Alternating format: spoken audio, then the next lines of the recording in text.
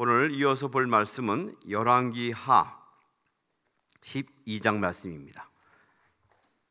열왕기하 12장 1절에서 21절까지 말씀 한 절씩 교독하도록 합니다.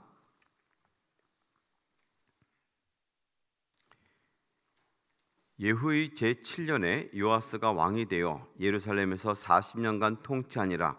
그의 어머니의 이름은 시비아라. 브엘세바 사람이더라. 요아스는 제사장 여호야다가 그를 교훈하는 모든 날 동안에는 여호와 보시기에 정직히 행하였으되 다만 산당들을 제거하지 아니하였으므로 백성이 여전히 산당에서 제사하며 분향하였더라. 요아스가 제사장들에게 이르되 여호와의 성전에 거룩하게 하여 드리는 모든 은 곧 사람이 통용하는 은이나 각 사람의 몸값으로 드리는 은이나 자원하여 여호와의 성전에 드리는 모든 은을 제사장들이 각각 아는 자에게서 받아들여 성전의 어느 곳이든지 파손된 것을 보거든 그것으로 수리하라 하였으나 요아스 왕 제23년에 이르도록 제사장들이 성전의 파손한 데를 수리하지 아니하였는지라. 요아스 왕이 대제사장 여호야다와 제사장들을 불러 이르되 너희가 어찌하여 성전의 파손한 데를 수리하지 아니하였느냐.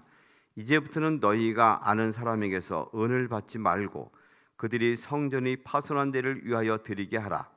제사장들이 다시는 백성에게 은을 받지도 아니하고 성전 파손한 것을 수리하지도 아니하기로 동의하니라.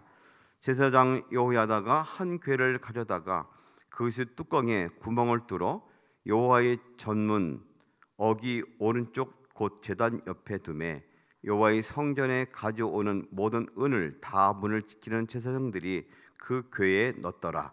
이에 그 궤 가운데 은이 많은 것을 보면 왕의 서기와 대제사장이 올라와서 여호와의 성전에 있는 대로 그 은을 계산하여 봉하고 그 달아본 은을 일하는 자 곧 여호와의 성전을 맡은 자의 손에 넘기면 그들은 또 여호와의 성전을 수리하는 목수와 건축하는 자들에게 주고 또 미장이와 석수에게 주고 또 여호와의 성전 파손한 데를 수리할 제목과 다듬은 돌을 사게 하며 그 성전을 수리할 모든 물건을 위하여 쓰게 하였으되 여호와의 성전에 드린 그 은으로 그 성전의 은 대접이나 불집게나 주발이나 나팔이나 아무 금 그릇이나 은 그릇도 만들지 아니하고 그 은을 일하는 자에게 주어 그것으로 여호와의 성전을 수리하게 하였으며 또 그 은을 받아 일꾼에게 주는 사람들과 회개하지 아니하였으니 이는 그들이 성실히 일을 하였음이라. 속건제의 은과 속죄제의 은을 여호와의 성전에 드리지 아니하고 제사장에게 돌렸더라. 그때에 아람 왕 하사엘이 올라와서 가드를 쳐서 점령하고 예루살렘을 향하여 올라오고자 하므로 유다의 왕 요아스가 그의 조상들 유다 왕 여호사밧과 여호람과 아하스가 구별하여 드린 모든 성물과 자기가 구별하여 드린 성물과 여호와의 성전 곳간과 왕궁에 있는 금을 다 가져다가 아람 왕 하사엘에게 보내었더니 하사엘이 예루살렘에서 떠나갔더라. 요아스의 남은 사적과 그가 행한 모든 일은 유다 왕 역대지략에 기록되지 아니하였느냐. 요아스의 신복들이 일어나 반역하여 실라로 내려가는 길 가에 밀로 궁에서 그를 죽였고 함께합니다. 그를 쳐서 죽인 신복은 시므아스의 아들 여사갈과 소멜의 아들 여사바드였더라. 그는 다윗성에 그의 조상들과 함께 장사되고 그의 아들 아마샤가 그를 대신하여 왕이 되니라. 우리가 성구를 간혹 한 절씩 외우고 또 그대로 되기를 바라는 그런 바람들이 많이 있죠. 이제는 예수님을 모르는 사람들도 잘 쓰는 어떻게 보면 관용어처럼 되어 있는 성구가 하나 있습니다. 내 시작은 미약하였으나 끝은 심히 창듣게 되리라. 개그 코미디에서도 패러디할 정도로 이것은 사람들에게 많이 알려집니다. 지금은 비록 힘들고 어렵지만 미래에는 결국 풍성하게 되고 많은 열매를 맺을 것이다 라는 뜻으로 사용합니다. 본래 욥기에 있는 이 말씀은 전후 사정을 보면 꼭 그런 단순히 희망적인 말을 주는 그것은 아니었죠. 그럼에도 불구하고 예수 믿는 사람이나 또 그렇지 않은 사람이나 우리 모두는 지금은 좀 힘들고 어렵지만 끝은 잘 되기 바라는 그런 간절한 소망들이 있습니다. 일반적으로 드라마에서 우리는 그걸 흔적을 좀 자주 보죠. 드라마, 흔히 막장 드라마 아니면 이렇게 막 전후 과정이 복잡한 그런 드라마를 볼 때 이 드라마가 끝날 때가 됐나 하는 것을 느낄 수 있는 시점이 있습니다. 그 시점은 악을 행한 사람들이 왠지 선한 역할로 돌이키게 됩니다. 어렵고 힘든 사람들이 잘 되기 시작합니다. 이 신상필벌이 됩니다. 그래서 그 공이 있는 사람들에게는 상이 주어지고 악한 일을 한 사람에게는 벌이 주어지는 그런 결말로 가게 되면 드라마가 끝날 때가 됐구나 하고 우리는 생각을 합니다. 인생도 그리 되기 원하는 간절한 바람들이 있죠. 오늘 요아스란 사람이 볼 때 그 사람의 시작은 참 미약했지만 끝은 좀 잘 되기 바라는 모든 사람들의 모습이 있었을 겁니다.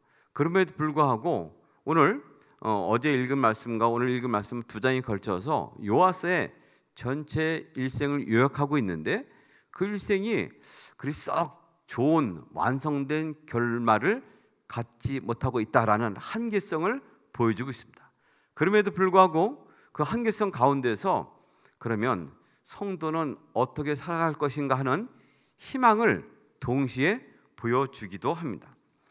요아스가 보여주는 연약함, 그 한계와 그가 우리에게 전해주고자 하는 그 일생에 있어서 그리스도인이 갖고 있는 가능성 또 성장의 희망은 무엇일까요? 첫 번째로 보게 되면 그는 누군가의 헌신적 양육으로 내가 성장한다, 내가 살 수 있다라는 것을 보여줍니다. 우리의 생존, 성장이 스스로만 되지 않는다는 것을 요아스의 일생은 보여주죠. 어제 말씀을 통해서도 그런 내용이 나옵니다. 할머니 아달랴의 잔혹한 살인의 광기 속에서 그는 결국 극적으로 생존하게 됩니다. 이 고모와 또 제사장 여호야다의 목숨을 건 헌신 덕분에 가능했습니다. 그래서 그는 생존했습니다. 사실 그가 생존한 것은 목숨만 건진 것이 아닙니다. 그가 극적으로 살게 됨으로써 만일 정상적으로 살았다면 그 역시 우상 더미 속에서 우상 무더기 속에서 그 일생이 아름답지 못했을 것은 분명합니다.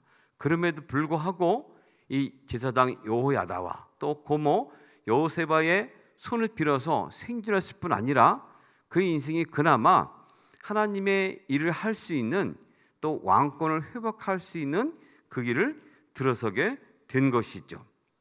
그러나 그것에 한계가 있었죠. 요아스는 제사장 여호야다가 그를 교훈하는 날 동안에는 여호와 보시기에 정직히 행하였으되, 이것은 뭔가 한계를 정해줍니다. 그의 멘토가 있고 그를 도와주는 사람이 있을 때까지는 하나님 말씀대로 살았는데 그것을 떠나서는 그만 실패하고 말았다라는 것을 우리에게 보여주고 있죠. 실제로 한 가정에 있어서도 어떤 영적인 지주와 같은 한 사람이 그 자리를 지키지 못하고 이제 주님 품으로 간다든지 아니면 떠나게 될 때 그 가정이 어려움을 겪는 경우를 종종 보게 됩니다.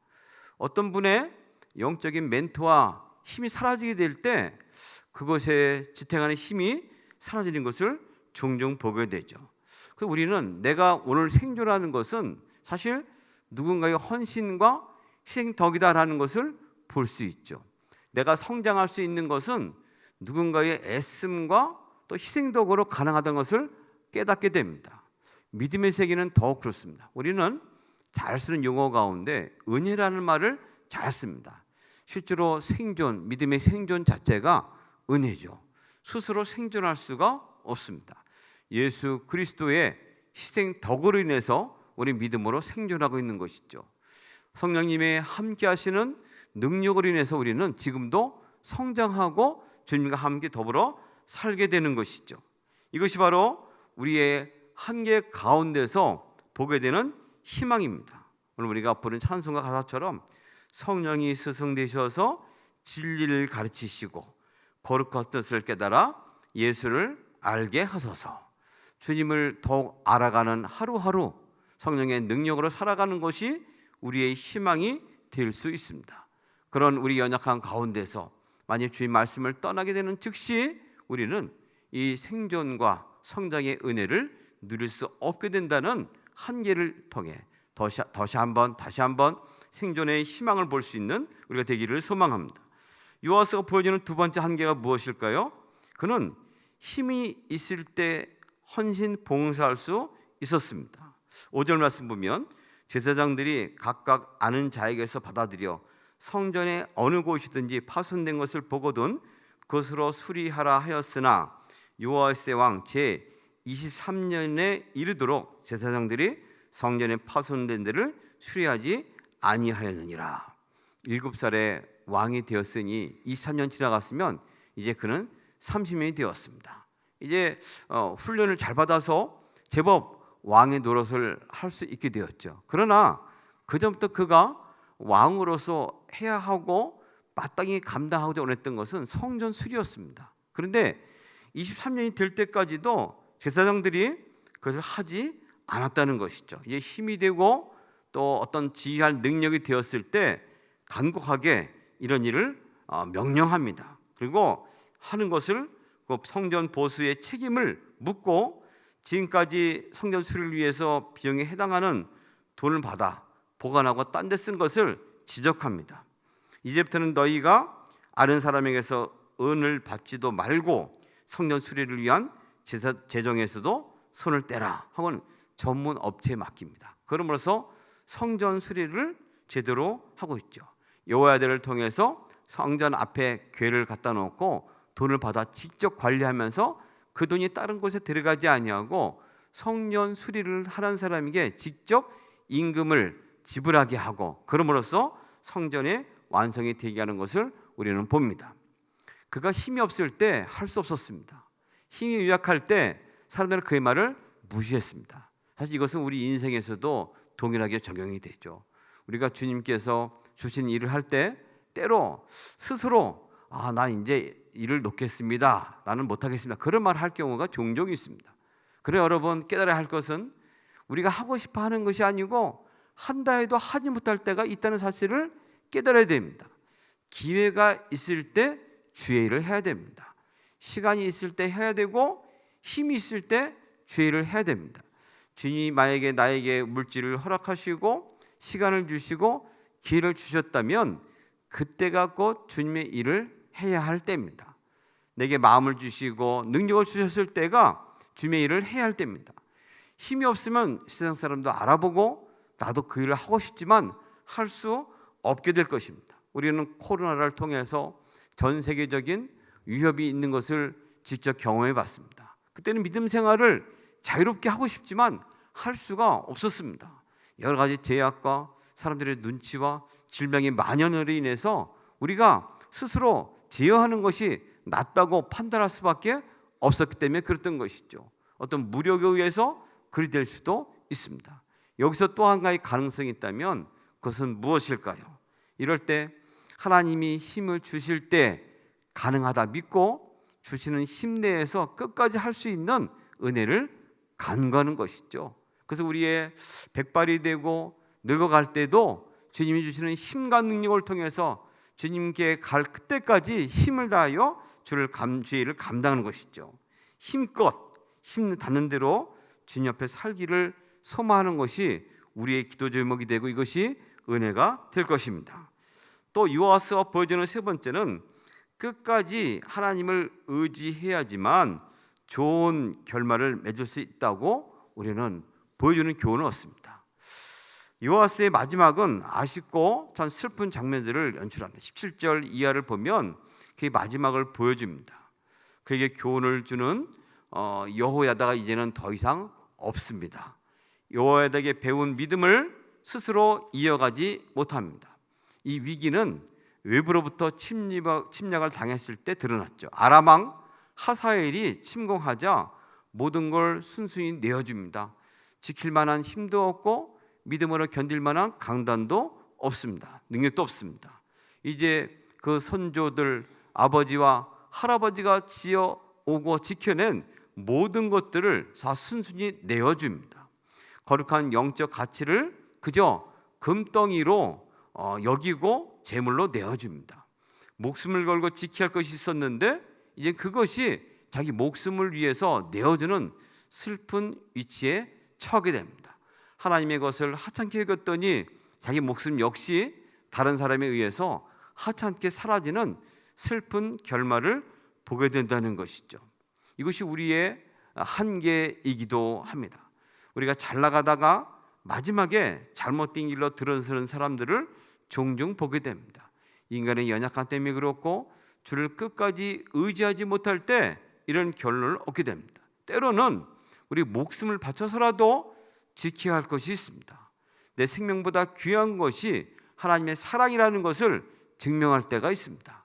그것을 위해서 끝까지 다하는 것이 믿음일 것입니다. 나는 86년 동안 그분을 섬기며 살았으나 그분은 한 번도 나에게 해를 끼친 일이 없습니다. 그런데 내가 어떻게 나를 구원하신 나의 왕을 모독할 수가 있단 말입니까? 이 말을 누가 했습니까? 사도 요한의 제자 폴리갑이 그 당시 황제가 그를 화형시키기 직전에 내가 한 번만이라도 예수를 모른다고 배교하면 그 뒤에는 상관없지만 한 번만 사람들 앞에서 이 고백을 한다면 내가 당신의 목숨을 살려주겠다고 회유하는 로마 황제 티리아누스에게 답변한 그 폴리갑의 답변입니다. 우리는 끝까지 주님께서 내게 힘을 주시고 함께 하실 때 말씀을 의지할 때 우리의 믿음의 지조 또 믿음의 정죄를 지킬 수 있다는 한계와 희망을 얻게 됩니다. 주님이 나와 함께 하시면 가능합니다. 그런 믿음을 가지고 나서기를 소망합니다. 요아스를 보며 쉽게 그를 변절자라고 말할 수가 없습니다. 누군들 잘하고 싶지 않겠습니까? 누군들 미완의 개혁자로 완성되지 못한 개혁자로 남고 싶은 사람은 없습니다. 잘 섬기고 멋지게 살고 아름답게 마무리하고 싶은 게 우리 모든 성도들의 로망이고 바람입니다. 그러나 그것이 곧 한계이기도 합니다. 그의 요아스의 한계가 우리의 한계이기도 합니다. 오히려 우리는 우리의 한계를 볼 때 하나님에 의해서 희망을 보게 됩니다. 우리 연약하고 부족할 때 그래서 더욱더 주님을 의지해야 되고 주님께 함께 함으로써 우리의 모든 인생이 복되고 아름답다고 기도할 수 있을 것입니다. 우리 희망은 오직 주님께 있음을 인정하고 고백해야 됩니다. 우리는 베드로처럼 때때로 두세 번 완벽하게 주님을 모른다고 거절하고 또 부인할 때가 있을 수 있습니다. 그럼에도 불구하고 주님은 우리를 놓지 않으시고 끝까지 바라보시고 기다리시는 분이십니다. 그로 인해 우리의 연약함과 한계가 있지만 하나님의 희망을 보고 다시금 쓸 수 있게 될 것입니다. 네가 나를 사랑하느냐 물으신 예수님께 내가 주를 사랑하는 줄 주님이 아십니다. 베드로는 수줍게 고백했습니다. 그러나 그 고백 가운데 희망이 있었습니다. 다시금 세우시고 새롭게 하시는 은혜를 힘입게 됩니다. 오늘도 우리의 연약한 환경 가운데서 끝까지 부르짖기를 다하는 우리가 되기를 소망합니다. 우리 연약하나 힘을 주시고 능력이요 희망이요 영원이신 하나님과 함께함을 통해서 오늘 하루가 복되고 아름답게 되기를 소망합니다. 그 은혜를 누리는 복된 하루가 되시기를 주님의 이름으로 소망합니다. 걸어가신 주님, 요아스의 또 아름답지 못한 결말을 보며 우리에게도 그런 연약함과 한계가 있음을 또 다시 한번 반추합니다. 걸어가신 주님, 그럼에도 불구하고 하나님의 위대하심과 불변하심과 영원하심을 통해서 희망을 봅니다. 연약한 가운데 오셔서 희망을 주시고 새롭게 도전할 능력과 용기를 주신 주님, 오늘 하루가 그런 하루가 되게 하여 주시옵소서. 연약한 가운데 끝까지 부르짖기를 하나님 마다하지 않게 하시고 고난 가운데 영광을 보신 예수 그리스도를 볼 수 있는 영적인 눈이 열리게 하셔서 새 힘과 능력을 베풀어 주옵소서. 오늘 하루 모든 일상이 주의 영광이 되게 하여 주시옵소서. 예수님의 이름으로 기도합니다. 아멘.